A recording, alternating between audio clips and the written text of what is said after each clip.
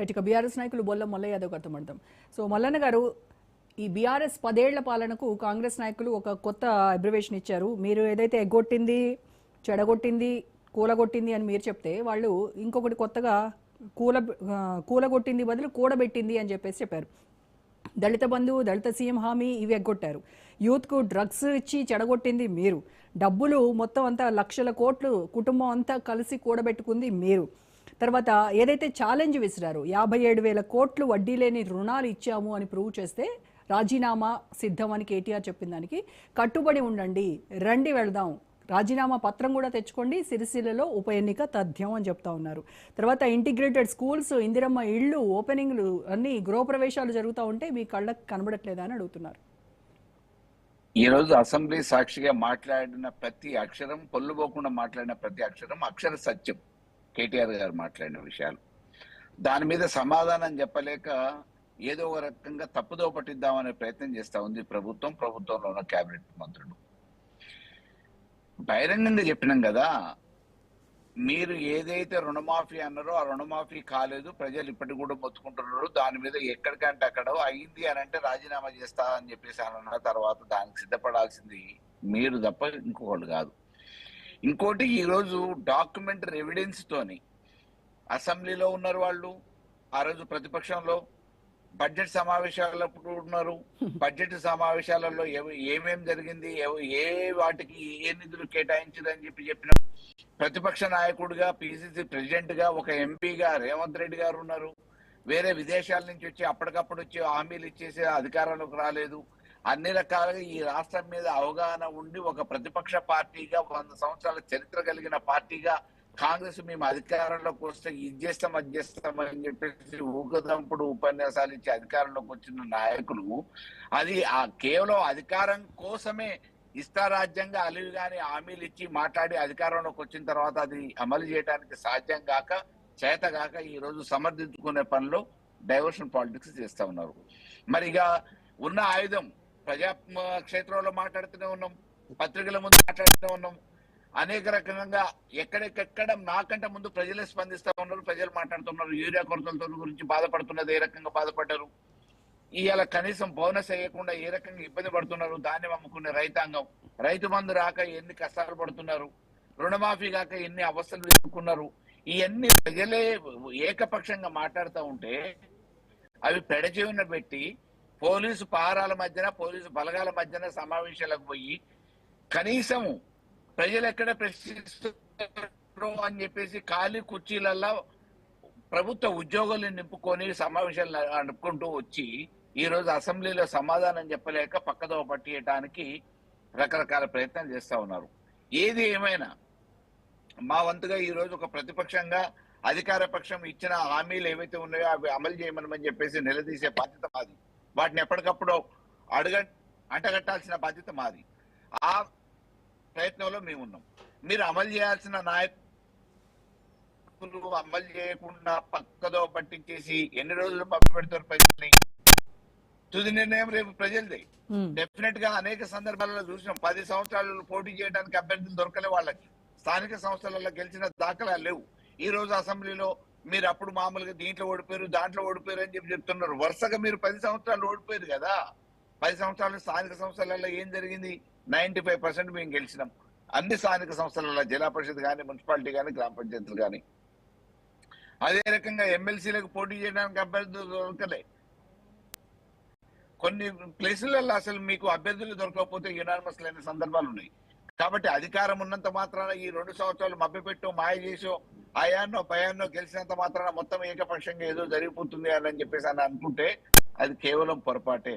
ప్రజలు ఏమనుకుంటున్నారు అనేది ఇంపార్టెంట్. ఈ రోజు ప్రజలు ఇచ్చిన హామీని ఎప్పుడు నెరవేరుస్తారని చెప్పేసి ముక్కు పిండి వసూలు చేయడానికి, అడగటానికి, ప్రశ్నించడానికి సిద్ధంగా ఉన్నారు. వాటికి సమాధానం చెప్పండి. ప్రజలు ఎక్కడికక్కడ అడుగుతారేమని. కానీ మరి అన్ని హామీలు నెరవేర్చాము, ఇంకా కొన్ని మిగిలినటువంటి హామీల గురించి ఎప్పట్లోగా చేస్తాము, మొత్తం పూర్వపరాలన్నీ కూడా వివరించడానికి, గ్రామానికి, ఇంటింటికి తిరిగి కాంగ్రెస్ పాలనలో ఏం చేసింది అని చెప్పడానికి, పథకాల గురించి వివరించడానికి వెళ్తున్నారు కదా. మరి వాళ్ళు ఏమి హామీలు అమలు చేయకపోతే ఏ ధైర్యంతో వాళ్ళు గ్రామాల్లోకి వెళ్తారు? గ్రామ సభలలో నిలదీస్తూనే ఉన్నారుగా. అడుగడుగున అడుగుతూనే ఉన్నారుగా. వాళ్ళ మామూలుగా అధికారంలో రాగానే ఈ నెల తీసుకుంటే 2,000, వచ్చే నెల తీసుకుంటే 4,000, ఈ నెల తీసుకుంటే 10,000 రైతు బంధు, వచ్చే నెల తీసుకుంటే 15,000 రైతు బంధు అని చెప్పారు కదా. ఎటు పోయినాయి? ఆ తర్వాత 100 రోజులు అన్నారు. 100 రోజుల తర్వాత మేము ఇప్పుడే వచ్చినాం, కుదుట పడాలి కదా, ఎంట పడితే ఎట్లా అని చెప్పేసి అని అన్నారు. మమ్మల్ని ఇప్పుడే ప్రశ్నిస్తే ఎట్లా అని అన్నారు.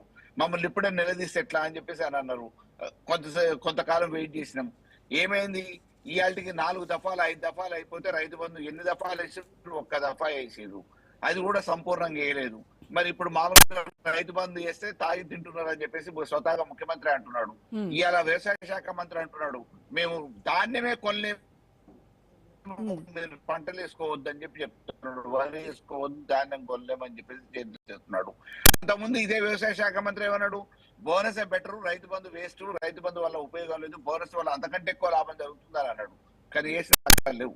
ఎప్పటికప్పుడు వాళ్ళు మభ్యపెట్టి మాయ చేసి పక్కదోవ పట్టించేసి ప్రజల్ని నట్టేట ముంచి ప్రభుత్వాన్ని నడిపి అధికారాన్ని అనుభవించాలనుకుంటున్నారు తప్ప ఈ ప్రజలకు మేలు చేద్దామనే ఆలోచన లేదు. చేస్తారనే ఆశ కూడా ప్రజలకి సన్నగిల్లింది. అదే విషయంగా ప్రజలు ఎప్పుడొచ్చి కరుగాల్చి పెట్టాలని చెప్పి చూస్తున్నారు. ఇప్పుడు అయింది సగం కాలమే, ఇంకా సగం కాలం మిగులుంది. ఖచ్చితంగా ఇచ్చినటువంటి 420 హామీలు అన్ని కూడా నెరవేర్చే మేము నెక్స్ట్ ఎలక్షన్స్ కి వెళ్తాం, ప్రజల దగ్గరికి వెళ్ళి ఓట్లు అడుగుతాం అంటున్నారు. కాన్ఫిడెంట్ గా చెప్తున్నారు.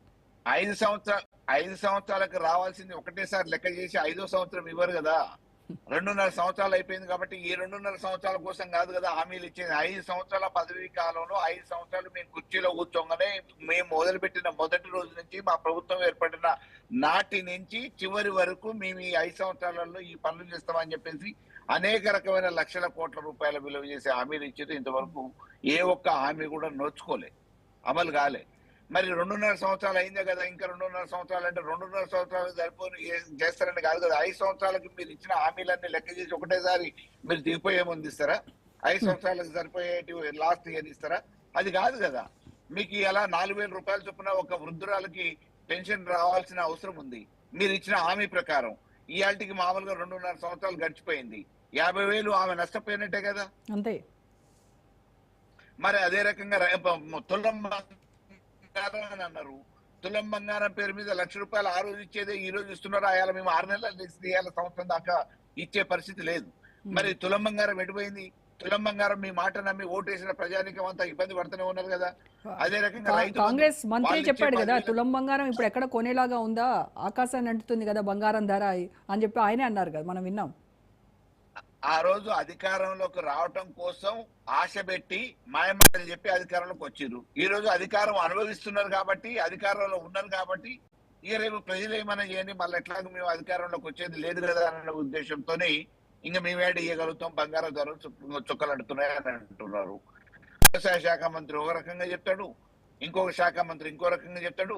మేమేం చేయలేం, మా దగ్గర ఆఖరికి ముఖ్యమంత్రి గారే స్వతహాగా అన్నారు కదా, నన్ను కోసుకొని తిన్నా కానీ నా దగ్గర డబ్బులు లేవని చెప్పేసి ఉద్యోగస్తులకే ఆ రకంగా మాట్లాడిన మాటలు చూసినాం మనం. ఎక్కడికక్కడ ప్రభుత్వ ఆస్తులు ఎక్కడ దొరుకుతాయో వాటిని ఎట్లా తాకట్టు పెట్టుకోవాలన్నా, ఎట్లా తనఖా పెట్టాలన్నా, ఎట్లా మధ్యవర్తులను పెట్టి డబ్బులు తేవాలన్నా, ఆ డబ్బులు ఎట్లా ఢిల్లీకి మూటలు పంపించాలనే ఆలోచన జరుగుతుంది తప్ప ఈ ప్రజల్ని బాగు చేద్దామనే ఆలోచన లేదు. 1,000 కోట్ల రూపాయలు వసూలు చేసి మామూలుగా ఢిల్లీకి పంపిస్తా అంటున్నాడు, కేరళకు పంపిస్తా అంటున్నాడు. కానీ ఇక్కడ మామూలుగా ఇబ్బంది పడుతున్న ప్రజానికం గురించి మాత్రం ఆలోచించట్లేదు. కాలేజీలలో ఫీజు రియంబర్స్మెంట్ వస్తుందని చెప్పేసి జాయిన్ అయిన విద్యార్థుల భవిష్యత్తు అంధకారంలో పోతుందని చెప్పేసి ఆఖరికి కళాశాల యాజమాన్యాలు ఫీజులు అడగటానికి పోతే వాళ్ళని బ్లాక్ మెయిల్ చేసి బెదిరించి పంపిస్తా ఉన్నారు. సీఎం ఏమో ప్రభుత్వ డబ్బులతో, జనం డబ్బులతో హార్వర్డ్ యూనివర్సిటీలో చదువుకొని వస్తారు. వైద్యం చేసుకుంటారు, ఆరోగ్యశ్రీ బిల్లు ఉండి చేయకపోతే పేదరికంలో ఉన్న విద్యార్థులు మాత్రం చదువు ఆగమైనా పర్వాలేదు, గురుకుల హాస్టళ్లలో పిల్లలు పురుగుల విషారంతో చచ్చిపోయినా పర్వాలేదు, ఇంకా ఎక్కడ చలికి కనీసం కప్పుకోవడానికి దుప్పట్లు లేకపోయినా పర్వాలేదు, రైతులు ఏది రాక రైతు బంధు రాక ధాన్యము కనీసం మద్దతు ధర లేక ఇబ్బంది పడ్డా పర్వాలేదు. వాళ్ళకు మాత్రం ఈ రోజు ఢిల్లీలలో హెలికాప్టర్లలో షికార్లు చేస్తా ఉన్నారు, ఢిల్లీకి పర్యటనలు ముగిస్తా ఉన్నారు. రైట్ మల్లయ్య గారు, ఢిల్లీకి బీజేపీ నాయకులతో కూడా మాట్లాడదాం. వెంకటరెడ్డి గారితో